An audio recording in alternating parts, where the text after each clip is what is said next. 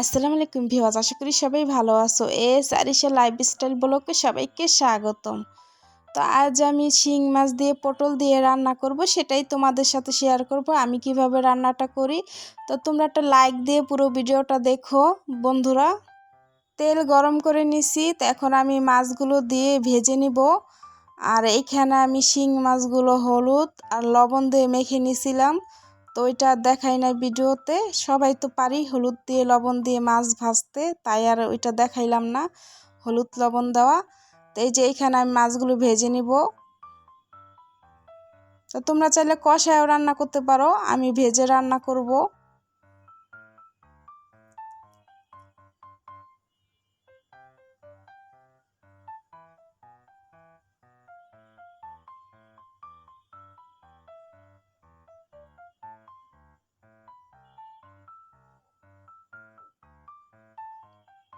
এক পাশ হয়ে গেছে মাছের, আমি এখন উল্টে দিব।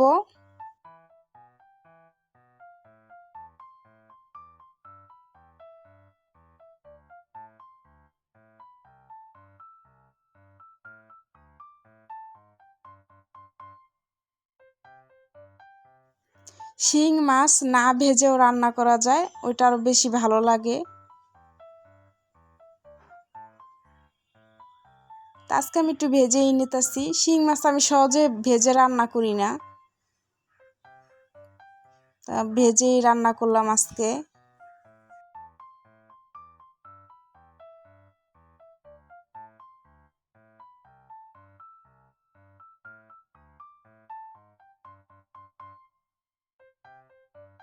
অনেকের চ্যানেলের নোটিফিকেশন আসে না, কেন আসে না জানি না। তাদের চ্যানেলগুলো আমার বিছড়ে বিছড়ে বের করে তারপর দেখা লাগে ভিডিও। তো কেন আসে না নোটিফিকেশন, তো সেটা বলবা। আমি বুঝতে পারতেছি না কেন আসে না। যাদের ভিডিওর নোটিফিকেশন আসে আমি কিন্তু দেখি সবার ভিডিওই। আমি যদি নাও দেখতে পারি, কাজে ব্যস্ত থাকলেও আমি মোবাইলটা চালু করে রেখে দিই, তারপর একটা কমেন্টস করি। তো যে আরেকটা কড়াই নিছি, আমার মাছগুলো ভাজা শেষ। এই কড়াইতে আমি তেল দিয়ে দিছি, আর তেলটা গরম হয়ে গেলে আমি পেঁয়াজ দিয়ে দিব আর কাঁচামরিচ দিয়ে আমি ভেজে নিব।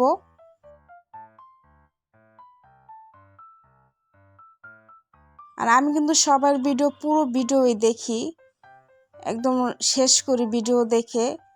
কারণ আমি সবসময় চিন্তা করি, একজনে ভিডিও ছাড়ে অনেক আশা নিয়েই ছাড়ে।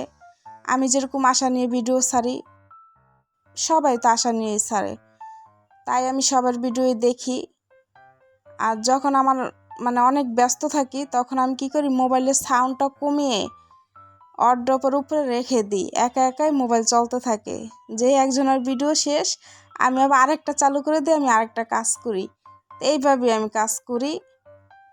তো এখন এই যে লবণ দিয়ে দেব, লবণটা দিয়ে একটু ভেজে নিব পেঁয়াজগুলো। তো তোমরা আমার পুরো ভিডিওটা দেখো বন্ধুরা, আমিও তোমাদের ভিডিও পুরো দেখবো ইনশাল্লাহ।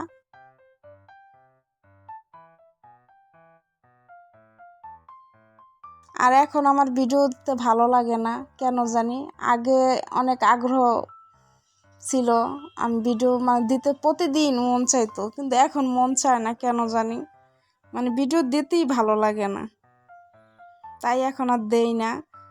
তো এই যে পেঁয়াজ ভাজা শেষ, এখন আমি আদা রসুনটা একটু ভেজে নিব। আদা রসুন একটা কাঁচা গন্ধ থাকে, ভেজে নিলে এই কাঁচা গন্ধটা আর আসে না, তাই একটু ভেজে নিব। তা আমার এমন হইতেছে কেন, তোমরা একটু জানাবা। ভিডিও দিতেই মনে চায় না, আর ভিডিও বানাইতেও মনে চায় না। ভিডিও যদি বানানো থাকে, এডিট করতে মনে চায় না, কেন যেমন হইতেছে আমি জানি না, তাই এখন ভিডিও দেই না। তো এই যে পানি দিয়ে দিছি, এই পানিটা দিয়ে আমি কষিয়ে নিব। তো এখন আমি হলুদ দিয়ে দিছি,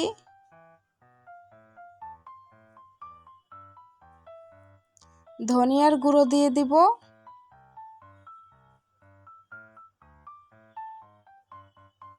মরিচের গুঁড়ো দিয়ে দিব, আর মরিচের গুঁড়োটা আমি অল্প দিছি। এখন হচ্ছে গরম, এত গরম পরে দিনে, তাই এখন মরিচটা একটু কম খাওয়ার চেষ্টা করি, তাই অল্প দিয়ে দিছি মরিচ। তো যে মশলাটা কষানো শেষ, তো এখন আমি পটলগুলো দিয়ে দিব। তা আমি শুধু পটলই দিছি, তোমরা আলু দিয়ে দিতে পারো, আমি আলুটা দেই নাই, এখানে পটলই দিছি। শুধু পটল দিয়ে মাছটা রান্না করব, শিং মাছ। আর শিং মাছটা কিন্তু শুধু আলু দিয়ে ঝোল রান্না করলেও কিন্তু অনেক ভালো লাগে খাইতে। আজকে আমি পটল দিয়ে রান্না করব।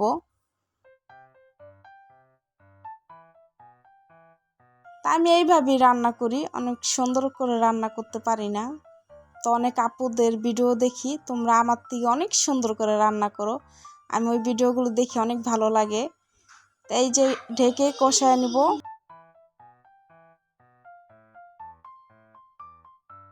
কিছুক্ষণ পরে ঢাকনাটা খুলে আবার নাড়া দিব। পটলগুলো কিন্তু সিদ্ধ হয়ে গেছে, তো এখানে আমি আর কষাবো না। তো এখন আমি পানি দিয়ে দিব, ঝোলের পানিটা। আর পটল তো তাড়াতাড়ি সিদ্ধ হয়ে গেছে।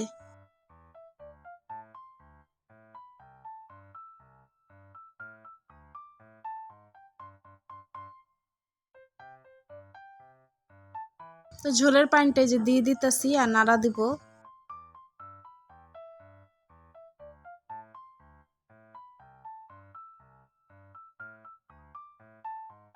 আর তরকারিটা একটু ঝোল ঝোলই রাখবো, বেশি শুকাবো না।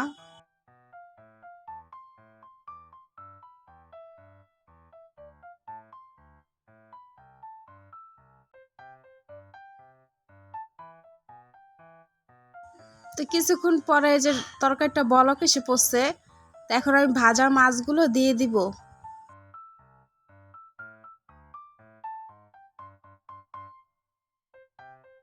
তরকারিটা লাড়া দিয়ে আমি রান্না করে নিব অফ ক্যামেরায়।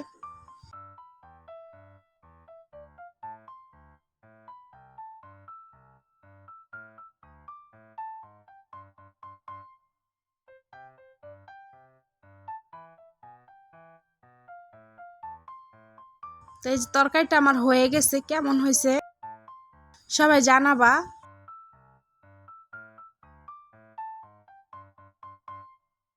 গরমের দিনে কিন্তু পটলের তরকারি কিন্তু অনেক মজা হয় খাইতে, যেইভাবেই রান্না করো না কেন। এই যে জিরার গুঁড়া দিয়ে দিছি আমি, তোমরা ধনিয়া পাতাও দিয়ে দিতে পারো, আমি জিরার গুঁড়া দিয়ে দিছি। আমার কাছে ধনিয়া পাতা ছিল না, তাই জিরার গুঁড়া দিছি। তো আমার ভিডিওটি যদি ভালো লাগে সাবস্ক্রাইব, লাইক, শেয়ার করে আমার পাশে থেকো বন্ধুরা। আর তোমরা সবাই ভালো থেকো। আল্লাহ হাফেজ।